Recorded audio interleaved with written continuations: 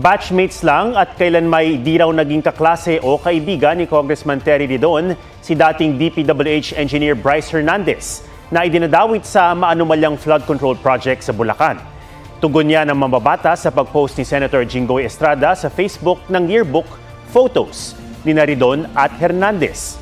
Sabi ni Estrada sa caption, "Safe kaya tayo sa kanila?" Binura na ni Estrada ang post.